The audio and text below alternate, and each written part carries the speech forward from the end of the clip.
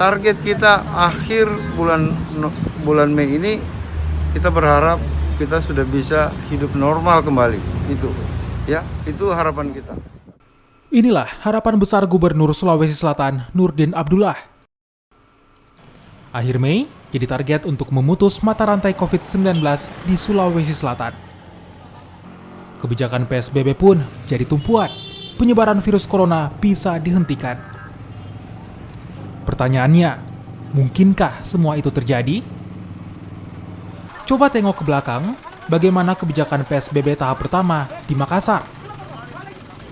Masih banyak ditemukan pelanggaran. Dari yang sekedar tak pakai masker, hingga mereka yang tak peduli aturan. Satu Makassar buka! Sudah, tidak apa-apa ribut. Ribut kita sekalian ketemu di Lalu bagaimana dengan kebijakan PSBB tahap kedua? Jawabannya hampir sama, bahkan cenderung mengkhawatirkan. Pelanggaran seolah tak bisa dihentikan. Sebagian warga bahkan mulai beraktivitas seperti semula. Sejumlah toko di pusat perbelanjaan pun mulai dibuka, meski berdalih hanya melayani pembelian online. Di tengah maraknya pelanggaran, secara tak sadar pelonggaran aturan PSBB pun sepertinya mulai terjadi. Apalagi kini aturan pelanggar PSBB tak lagi diberi sanksi, melainkan hanya teguran.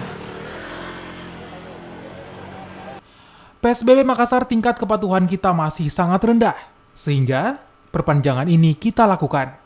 Semua petugas yang ada di lapangan itu lebih santun, termasuk Satpol PP. Turun bukan untuk marah-marah, tetapi turun untuk melayani. Ungkap Nurdin Abdullah seperti yang kami kutip dari laman sonora.id. Jadi, mungkinkah PSBB dengan tindakan persuasif bisa lebih dipatuhi warga atau justru membuat jumlah pelanggar semakin bertambah? Hanya waktu yang bisa menjawab.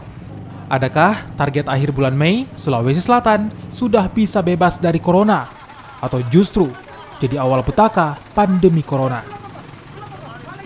Tim Liputan, Kompas TV, Makassar.